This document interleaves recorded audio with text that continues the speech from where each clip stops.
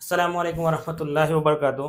आज का जो वीडियो है वो एकदम ही छोटा टॉपिक है, लेकिन उसका इम्पैक्ट बहुत बड़ा है। ये एकदम कॉमन मैन के लिए है। मैं आज ये वीडियो में बताना चाह रहा हूँ कि जो छोटी सी मिस्टेक हो जाती है, लेकिन उसका बहुत बड़ा भुगतान, बहुत बड़ी पेनल्टी भरनी पड़ती है। तो वो है कि हमारे सेविंग और करंट अकाउंट में कितने पैसे डालना चाहिए। बहुत जन के कॉल आते हैं कि भाई मुझे इतना अमाउंट डालना है, जाहिद भाई फलाना अमाउंट डालना है, फलाना अमाउंट डालना है। मैं डाल सकता हूँ, क्या लिमिट है, सेविंग अकाउंट की क्या लिमिट है, करंट अकाउंट की क्या लिमिट है। तो मैं बता दूं कि ये जो लिमिट होती है वो एक अकाउंट की नहीं होती है। बहुत जन के साथ मेरे को पूछते, एक बार एक जन ने पूछा कि एक अकाउंट में कितना डाल सकते, तो बोला 5 लाख। तो बोला मेरा बैंक ऑफ महाराष्ट्र में भी अकाउंट है और मेरा फलाने बैंक में, ऐसे 5 अकाउंट है, तो 5 अकाउंट मिला के 25 लाख नहीं, पर पैन कार्ड की लिमिट गिनी जाती है। अच्छा, अकाउंट में लिमिट में पैसा क्यों डालना, अब उसका जीएसटी के साथ कनेक्शन है। बहुत जन कैसा करते हैं कि मेरा एक दोस्त है, वो फलाना अमाउंट डाल के फलाना यूज़ करना चाह रहा है। तो दोस्ती खाते में क्या होता है कि हमको रूल्स एंड रेगुलेशन पता नहीं होता है, हमने अमाउंट ले लिया और फिर जीएसटी से नोटिस आ गई।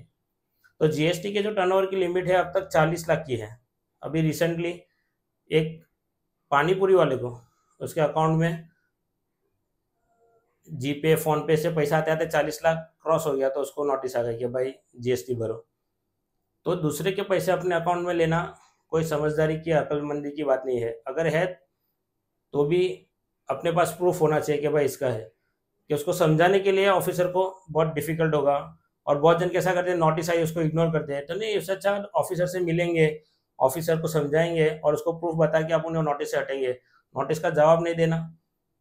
तो बताए कि सबसे पहला जो है, ट्रेडिंग की जो जीएसटी की लिमिट है वो 40 लाख की है। कि भाई ट्रेडिंग किसको बोलेंगे, गुड्स खरीदा, परचेज किया और उसको सेल किया, बेचा, तो उसकी लिमिट 40 लाख की है। तो 40 लाख के ऊपर अगर हमारा अकाउंट में पैसा आया किसी वजह से, तो उसको प्रूफ करना भारी पड़ जाएगा। उसके लिए ये लिमिट को ध्यान में रखें। और जो प्रोफेशनल है, डॉक्टर है, लॉयर है, चार्टर्ड अकाउंटेंट है, अकाउंटिंग प्रोफेशन में है, ब्यूटी पार्लर में, उनकी जो लिमिट है वो 20 लाख की है।